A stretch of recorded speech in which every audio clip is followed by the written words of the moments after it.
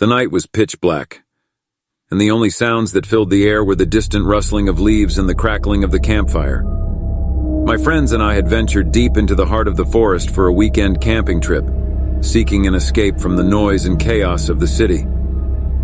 Little did we know the woods had something else in store for us that night. As we huddled around the campfire, the flames casting eerie shadows on the towering trees, the atmosphere was a mixture of excitement and unease. The forest felt alive, its ancient trees watching us with silent judgment. "I heard this place is haunted," my friend Mark said, trying to spook us. "Haunted? Come on, Mark, don't be ridiculous," Sarah replied, rolling her eyes. "It's just a forest." But even as she spoke, a chill ran down my spine, and I couldn't help but feel a sense of foreboding. There was something about the woods that didn't feel right. As the night wore on, we decided to explore the area around our campsite. Armed with flashlights, we ventured deeper into the forest, our beams of light piercing the darkness like searchlights. The trees loomed overhead, their branches forming a dense canopy that blocked out the moon and stars. As we walked deeper into the woods, we noticed something strange.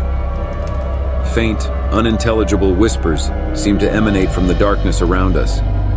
It was as if the very air was whispering secrets we couldn't understand. We stopped in our tracks, exchanging nervous glances. "Did anyone else hear that?" I asked. Mark and Sarah nodded, their expressions mirroring my own unease. We tried to dismiss it as the wind rustling through the leaves, but it didn't sound like any wind we had ever heard before. We continued our hike, the whispers growing louder and more insistent with every step. It was as if the forest itself was trying to communicate with us.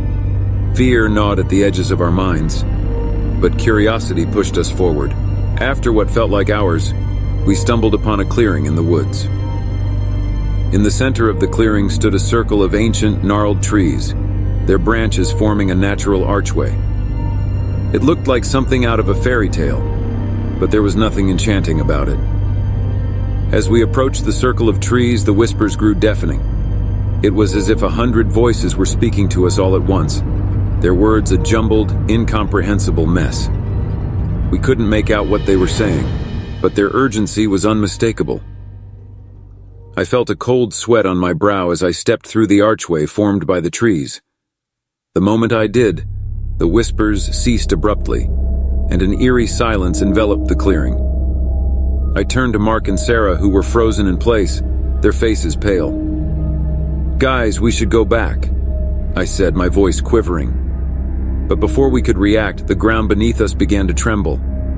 The trees surrounding the clearing shook violently, their branches swaying like angry serpents. We stumbled and fell to the ground, desperately clutching at the grass to keep from being thrown off our feet.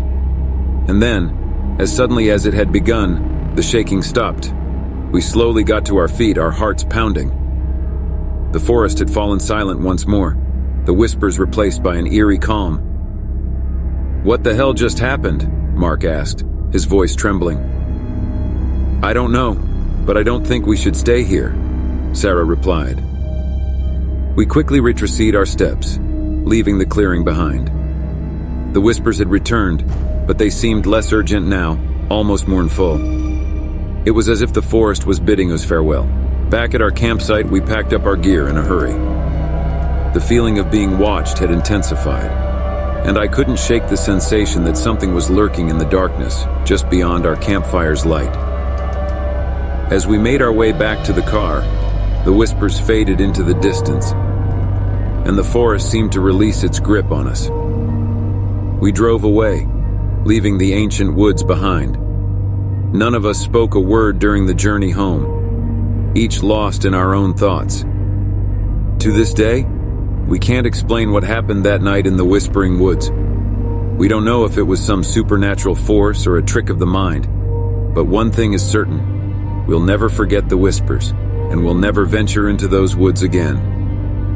The forest had secrets, and it had shared them with us, leaving us with a chilling reminder of the night that camping in the woods went terribly wrong.